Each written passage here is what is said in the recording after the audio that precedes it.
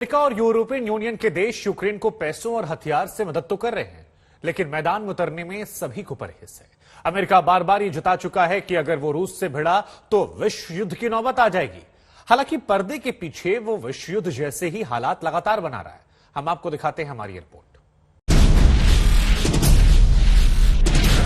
रूस को कोई नहीं रोक पाया, न इंटरनेशनल कोर्ट का आदेश,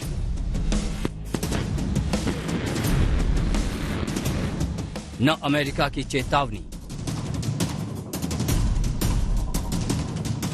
न नेटो की धमकियां, न यूक्रेनी राष्ट्रपति की अपील।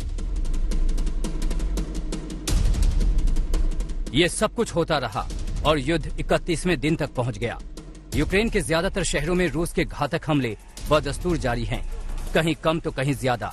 यूक्रेन के किसी भी कोने में रूस को बम बरसाने से कोई नहीं रोक पा रहा है।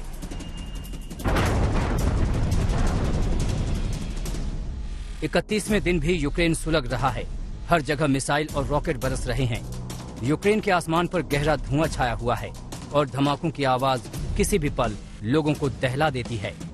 उधर यूक्रेन के पश्चिमी छोर पोलैंड में अमेरिकी राष्ट्रपति खुद मौजूद हैं, लेकिन बाइडेन की मौजूदगी से भी रूस को कोई फर्क नहीं पड़ता। लेकिन बाइडेन रूस की इस दादागिरी से बेहद परेशान हैं। इतने परेशान कि वो सीधे यूक्रेन के पड़ोस में पोलैंड पहुंच गए।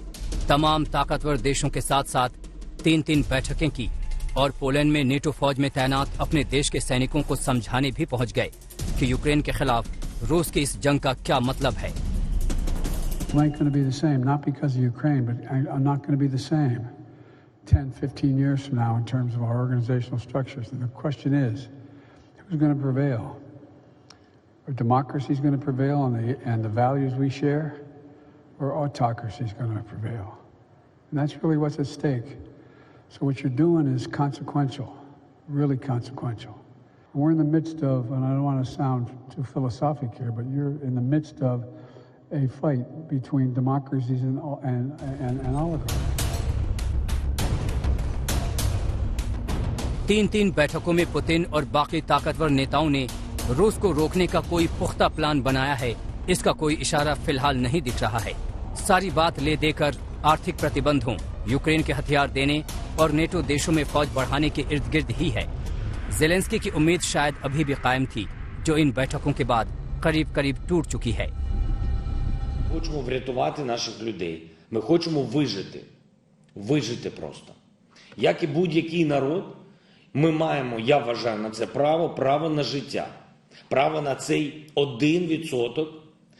І я не звинувачую зараз НАТО, я хочу бути зрозумілим. Ви не винні. Це не ваші ракети, це не ваші...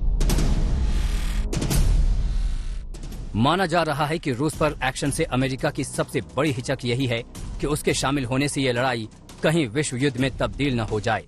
अगर ऐसा होता है तो ऐसी सूरत के लिए 4 किरदार अहम होंगे।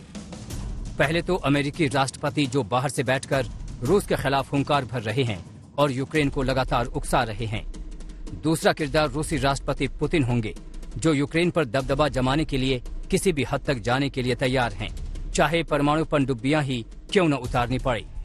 तीसरे किरदार यूक्रेनी राष्ट्रपति ज़ेलेंस्की हैं, जो महीने भर की लड़ाई और पूरे देश में मची तबाही के बावजूद झुकने से इनकार कर रहे हैं। चौथा किरदार पोलैंड के राष्ट्रपति एंड्रेज डूडा हैं, जो रूस से खुद डरे हुए हैं, लेकिन यूक्रेन में शांति सेना उतारने की मांग कर रहे हैं।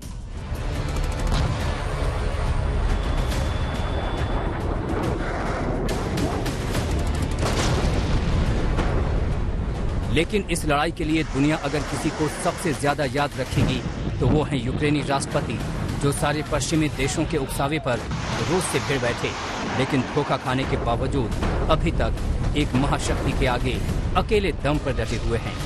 नादानी और बहादुरी का ऐसा कॉकटेल बहुत कम देखने को मिलता है।